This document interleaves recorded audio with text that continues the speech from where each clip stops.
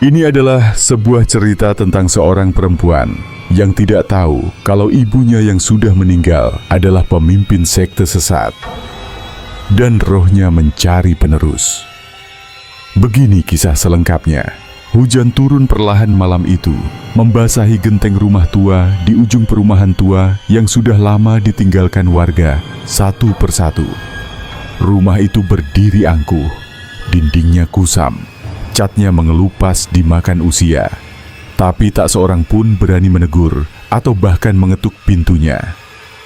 Semua tahu rumah itu adalah milik Bularas, seorang wanita tua yang jarang keluar, namun selalu terlihat memandangi langit setiap malam Jumat dengan mata nanar dan tangan terangkat. Orang-orang hanya berbisik. Katanya, dia dukun.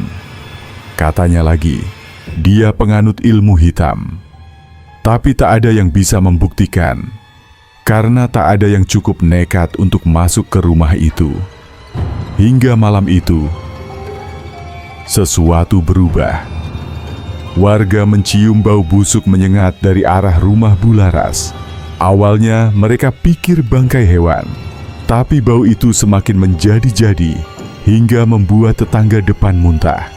Seseorang akhirnya memanggil RT dan polisi. Pintu rumah itu didobrak paksa, dan saat mereka masuk, semua terdiam. Tubuh Bularas ditemukan terlentang di lantai ruang tengah. Matanya terbuka lebar, seolah melihat sesuatu yang sangat mengerikan sebelum mati. Lidahnya menjulur, dan dari sela bibirnya mengalir darah kehitaman.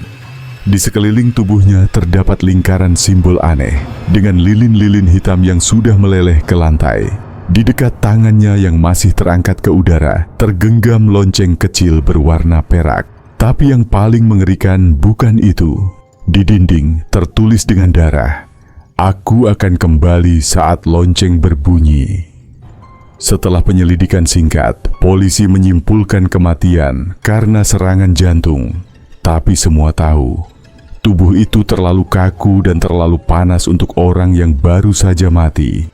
Dan tak ada penjelasan tentang bau dupa dan suara bisikan yang didengar salah satu petugas saat menyisir lantai 2. Di luar, saat jenazah dibawa keluar, sekawanan burung gagak berputar-putar di langit rumah itu, lalu bertengger di atap, seperti sedang menunggu sesuatu atau seseorang. Anya berdiri di depan liang lahat dengan tubuh gemetar dan wajah dingin. Payung hitam yang ia pegang tak banyak menahan hujan yang turun deras sejak pagi. Ia masih tak percaya ibunya, Bularas, telah pergi. Begitu tiba-tiba.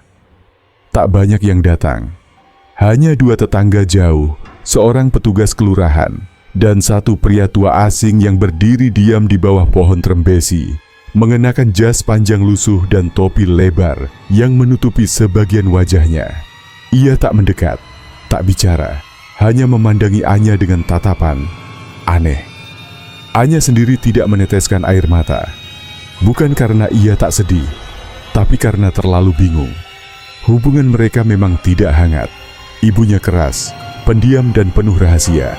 Tapi tetap saja, itu ibunya. Sore itu, setelah prosesi selesai dan tanah merah sudah menimbun peti kayu, Anya pulang sendiri ke rumah tua peninggalan Bularas.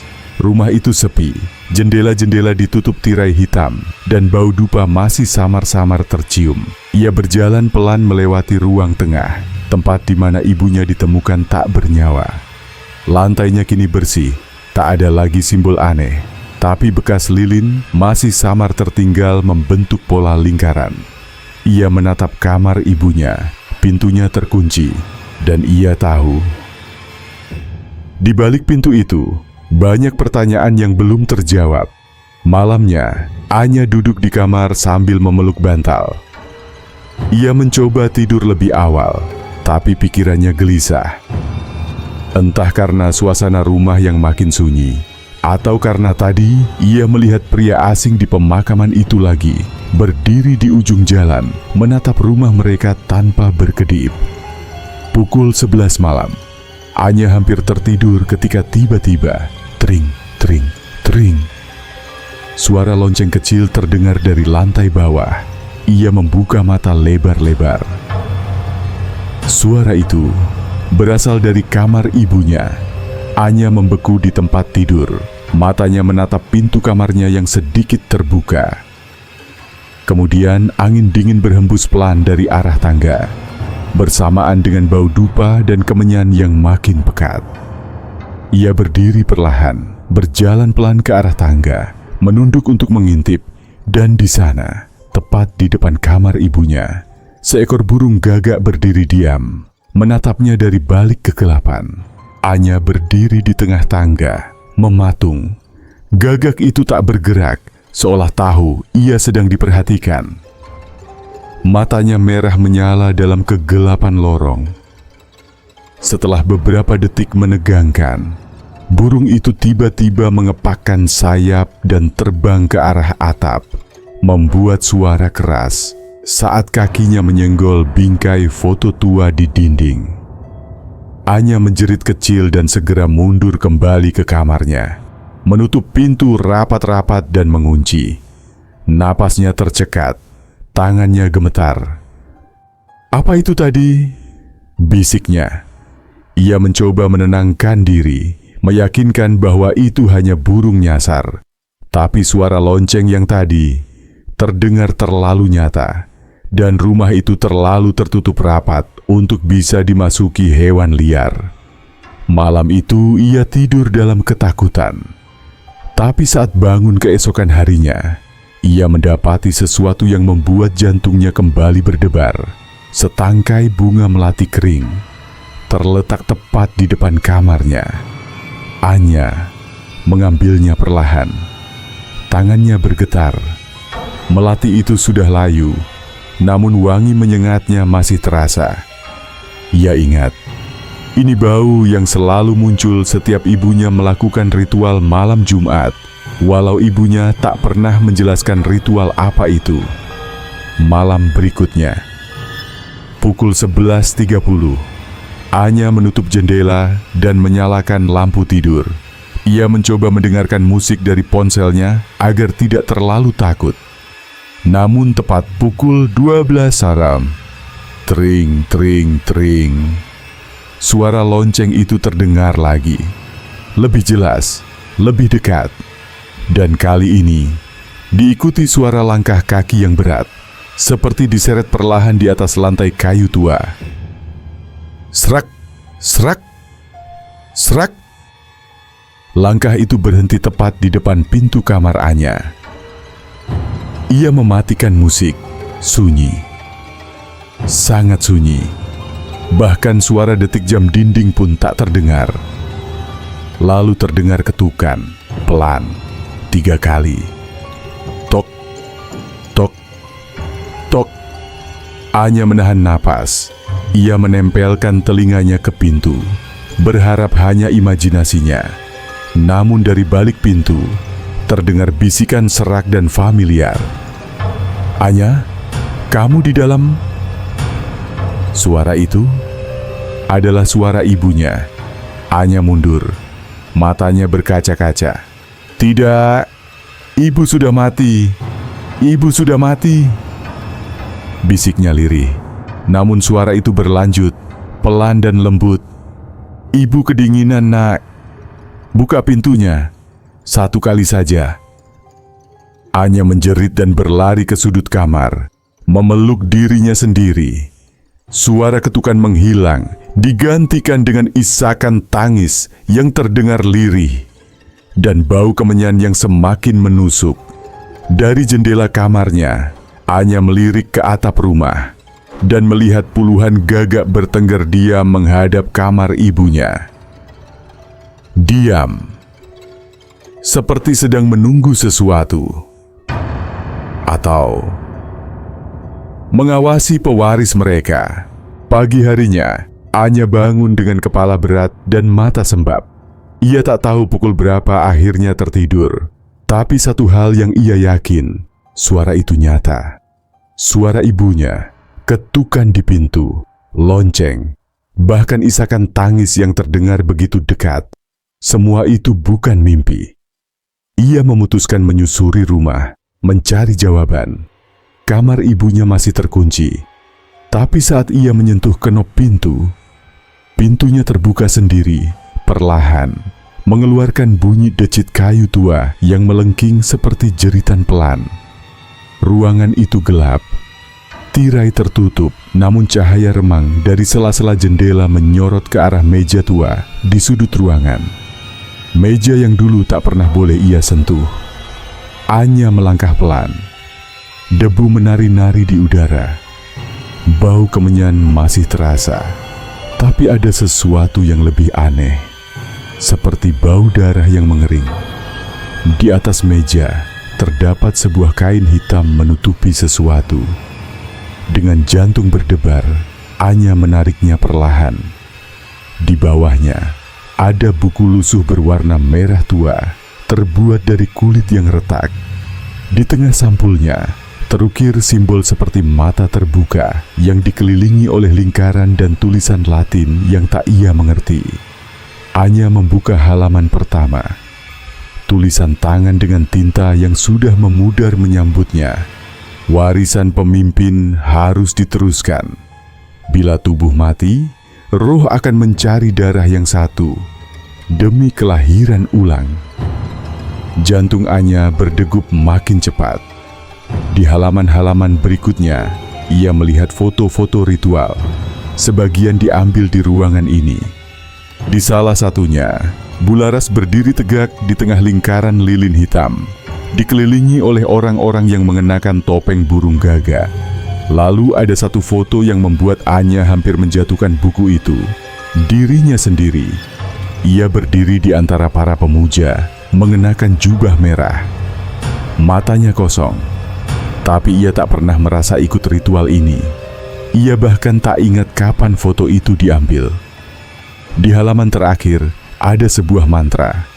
Tulisan tangan ibunya berbeda dari yang lain.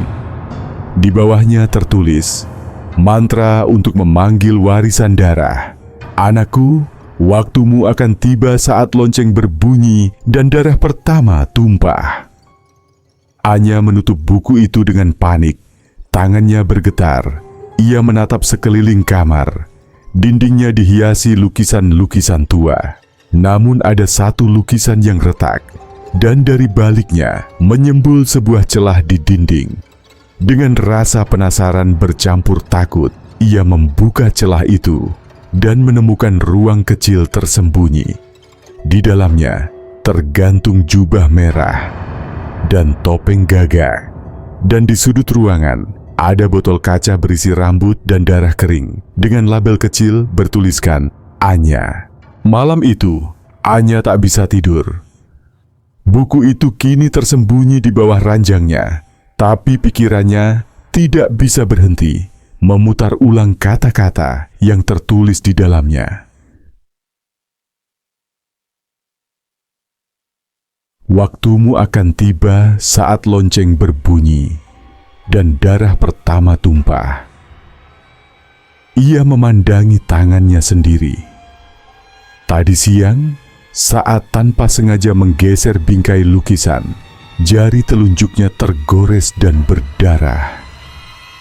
Hanya luka kecil, tapi apakah itu darah pertama? Pukul 11.55 malam. Rumah mulai terasa dingin. Angin masuk entah dari mana. Bau melati dan kemenyan kembali menyeruak, lebih kuat dari malam-malam sebelumnya. Dan tepat pukul 12 Hodiah, tring, tring, tring, lonceng berbunyi. Tapi kali ini lebih nyaring, lebih dekat. Anya terlonjak bangun. Lampu kamarnya padam dengan suara letupan kecil. Gelap. Hanya remang cahaya dari luar jendela yang membuat bayangan-bayangan samar menari di dinding. Langkah kaki terdengar lagi. Tapi kali ini berlipat ganda. Bukan satu orang. Lebih banyak. Seolah ada sekelompok orang berjalan di lorong. menyusup dari masa lalu. Anya menggenggam senter dari laci dan mengarahkannya ke pintu. Tok, tok, tok. Ketukan pelan, sama seperti sebelumnya. Tapi kali ini, pintunya terbuka perlahan sendiri. Angin dingin menerobos masuk, dan di ambang pintu berdiri Bularas. Tapi bukan Bularas yang Anya ingat. Sosok ini terlalu tinggi, kulitnya pucat kehijauan, dan rambutnya terurai menutupi separuh wajah. Matanya hitam kelam, dan dari bibirnya mengalir darah hitam pekat. Ia mengenakan jubah merah yang sama seperti di foto, dan di tangannya menggenggam lonceng perak. Anya, suaranya parau dan dalam. Waktumu telah tiba. Anya mundur, menabrak lemari. Ia menjerit, tapi suaranya seperti tenggelam. Udara terasa berat, nafasnya tercekat. Tiba-tiba, sosok Bularas melayang perlahan ke dalam kamar. Loncengnya berbunyi setiap langkah, dan dinding kamar mulai menghitam. Seolah membusuk, Anya terjatuh dan mencoba meraih buku merah di bawah tempat tidur. Tapi saat ia mengangkat kepalanya, sosok ibunya sudah di depan wajahnya. Matanya hanya lubang hitam tak berdasar. Dan dari mulutnya keluar suara ratusan orang berbicara bersamaan. Darahmu telah dipilih. Jangan lawan takdirmu. Anya pingsan seketika, terjatuh dalam kegelapan. Pagi harinya ia terbangun di ranjang. Kamar kembali normal, tapi semuanya terasa dingin, sunyi. Tak ada jejak ibunya, seolah semalam tak pernah terjadi. Namun di lantai kamarnya ada jejak kaki basah berwarna merah mengarah keluar pintu. Dan satu hal lagi, tangannya kini memiliki tanda aneh seperti cap terbakar. Bentuknya mirip simbol mata terbuka, sama seperti yang terukir di buku merah. Hari-hari berikutnya berubah menjadi teror yang tak pernah berhenti. Anya mulai menyadari sesuatu yang ganjil pada dirinya. Tubuhnya merasa lelah terus-menerus, seolah setiap malam ia tidak benar-benar tidur. Dan tanda aneh di tangannya tak juga hilang. Bukannya memudar, justru semakin gelap dan menonjol, seperti cap bakar yang tumbuh dari dalam kulit.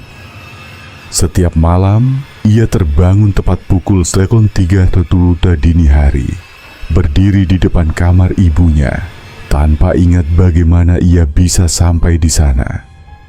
Kadang-kadang tangannya berlumuran tanah, dan kakinya kotor seperti habis berjalan di luar. Tapi saat ia keluar untuk mengecek halaman, tanahnya tetap bersih. Tak ada jejak kaki lain. Seolah apa yang ia lakukan terjadi di tempat lain. Tempat yang tidak bisa dilihat manusia biasa. Suatu malam, Anya terbangun dalam kondisi lebih parah. Ia berdiri di ruang tengah. Lingkaran lilin telah tersusun sendiri di sekelilingnya. Di tengah lingkaran itu ada sebilah pisau kecil, meneteskan darah segar. Tangannya terluka, tapi ia tak merasa sakit. Buku merah itu terbuka sendiri di atas meja, tepat di halaman mantra. Dan di balik jendela, gagak-gagak itu kembali. Namun kini jumlahnya ratusan.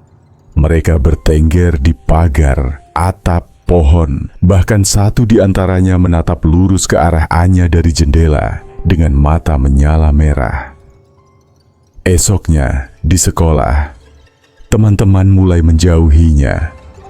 Seorang guru sempat menegurnya karena ia berbicara sendiri di tengah pelajaran, menggumamkan sesuatu yang tak dimengerti dalam bahasa asing yang terdengar sangat tua dan mengerikan.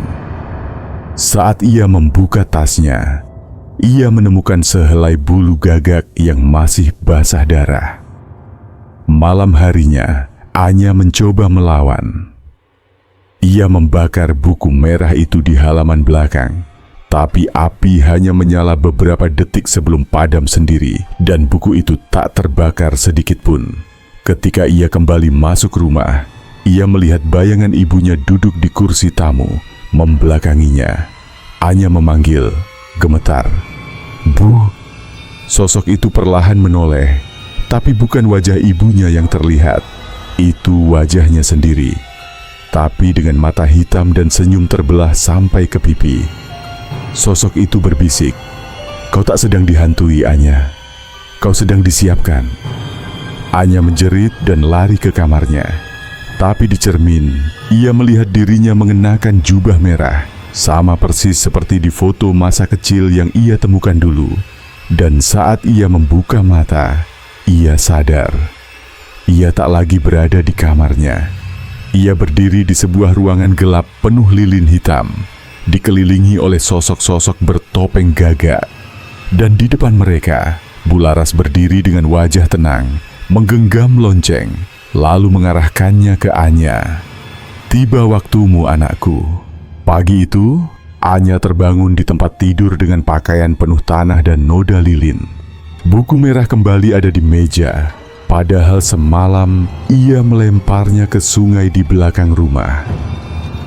Ia menjerit, tapi tak ada yang mendengar. Rumah itu seolah terputus dari dunia luar. Hingga tiba-tiba, pintu rumah diketuk. Tok, tok, tok. Anya yang masih gemetar berjalan ke pintu perlahan. Saat dibuka, berdiri seorang pria tua dengan jas panjang dan topi. Pria yang sama yang muncul di pemakaman ibunya. Wajahnya kurus, kulitnya penuh keriput, namun tatapannya tajam dan tenang. Ia memperkenalkan diri dengan suara berat. "Namaku Ki Ranu, aku sahabat ibumu, dan dulu kami memulai sesuatu bersama." Anya ingin menutup pintu, tapi pria itu langsung menyelipkan sesuatu, sebuah foto tua, ke tangannya. Dalam foto itu, tampak Bularas masih muda, berdiri bersama Ki Ranu dan beberapa orang lain. Semuanya memakai jubah merah dan topeng gagak. Di tengah mereka ada bayi kecil, Anya. Ki Ranu kemudian berkata pelan, "Ibumu adalah pemimpin kelompok lonceng hitam, dan kamu dipersiapkan untuk menggantikannya sejak lahir." Anya membeku. Ki Ranu melanjutkan, "Saat ibumu meninggal, keseimbangan terganggu. Rohnya terjebak di dunia ini karena warisan belum diteruskan. Gagak-gagak itu bukan pertanda kutukan. Mereka adalah penjaga dan tanda di tanganmu. Itu segel pewaris." Anya menggeleng, gemetar. "Aku tidak mau. Aku bukan bagian dari ini." Namun Ki Ranu hanya tersenyum tipis. "Kau tidak punya pilihan, Anya. Ini bukan warisan yang bisa ditolak. Ini darah, dan darah selalu menuntut penebusan."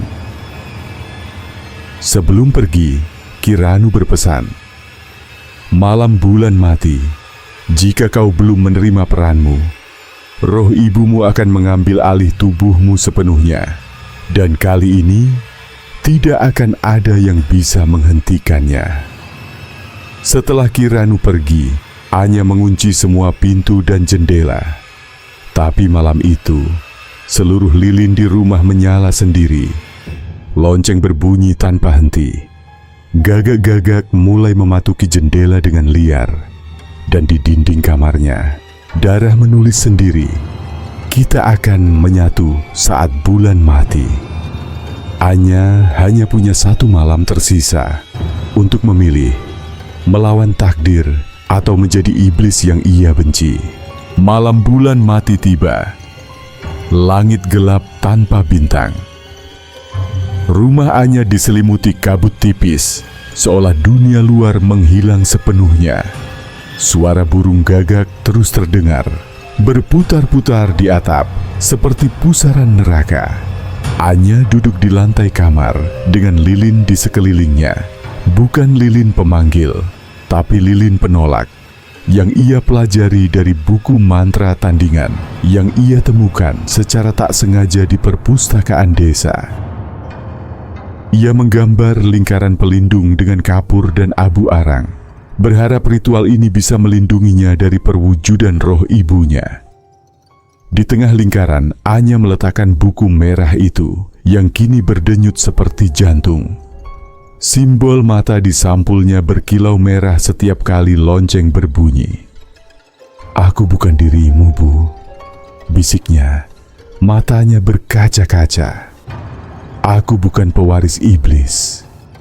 Tapi suara ibunya kembali terdengar. Kali ini dari cermin kamar.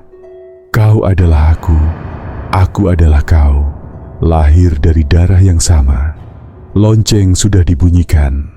Tak ada jalan kembali." Cermin pecah sendiri. Dari retakannya, tangan kurus pucat dengan kuku hitam panjang menjulur keluar. Lalu wajah Bularas muncul, menyeringai lebar, matanya memancarkan api merah yang menyala beringas. "Berikan tubuhmu, dan kita akan menjadi satu." Angin kencang menerjang kamar. Lilin pelindung padam satu persatu. Lingkaran pelindung mulai retak. Anya menggenggam pisau kecil yang ia temukan dari ritual lama ibunya. Bukan untuk membunuh, tapi untuk mengorbankan bagian terakhir yang masih terhubung dengan darah sang ibu, rambutnya. Ia memotong segenggam rambutnya dan membakarnya di dalam mangkuk tanah liat, lalu membaca mantra penolak dari buku lawan yang ia hafal semalam suntuk. "Roh yang lahir dari kegelapan, kembali ke asalmu. Darahku milikku, jiwa ini tertutup untukmu." Ritual itu menyakitkan. Darah keluar dari telinga Anya, tapi ia terus melafalkan. Sosok Bularas menjerit dari dalam cermin. "Berhenti, itu bukan untukmu." Tiba-tiba, rumah terguncang hebat. Lampu meledak, lonceng berhenti, gagak-gagak berhamburan terbang. Anya pingsan di tengah lingkaran abu. Beberapa jam kemudian, Anya terbangun saat cahaya matahari masuk dari jendela. Rumah hening, cermin retak, tapi tak ada lagi sosok di dalamnya. Buku merah itu kini menjadi abu, dan tanda di tangan Anya menghilang. Anya berdiri pelan, tubuhnya lemah, tapi jiwanya ringan. Ia melangkah keluar rumah, dan di ujung jalan, Kiranu sudah menunggunya. Ia tersenyum pelan, mengangguk. "Kau memilih jalanmu sendiri. Kau telah memutus rantai warisan hitam itu. Tapi ingat, Anya, kegelapan tak pernah benar-benar hilang. Ia hanya menunggu bentuk baru. Sudah 1 bulan sejak malam bulan mati. Rumah tua itu kini kosong. Anya memutuskan pergi dari desa, meninggalkan segalanya, mencoba hidup baru di kota yang jauh, dengan nama baru dan lembaran baru. Tapi meski rumah itu tak lagi ditinggali, warga sekitar masih enggan mendekat. Mereka bilang, malam-malam tertentu masih terdengar lonceng kecil berbunyi, walau rumah itu gelap dan kosong. Beberapa anak muda nekat mencoba masuk dan merekam video. Tapi kamera mereka selalu mati mendadak saat mendekati kamar Bularas. Salah satu dari mereka bahkan mengaku melihat seorang wanita tua berdiri di jendela lantai 2, menatap tajam dengan mata menyala merah. Suatu malam, di kota barunya, Anya sedang merapikan kamar kos kecilnya. Ia menata buku-buku di rak, menyetel musik, mencoba hidup biasa seperti remaja lainnya. Namun saat membuka kardus terakhir miliknya, yang ia pikir berisi pakaian lama, ia menemukan sebuah benda asing di dalamnya. Lonceng kecil berwarna perak. Masih bersih, masih mengkilap. Saat Anya memandangnya, benda itu bergetar pelan. Dan dari jendela kosnya, seekor burung gagak hinggap, menatapnya tanpa berkedip. Lalu, tring. Satu bunyi lonceng. Lalu sunyi. Tapi Anya tahu, warisan itu mungkin tak pernah benar-benar hilang, hanya tertidur sementara. Selesai.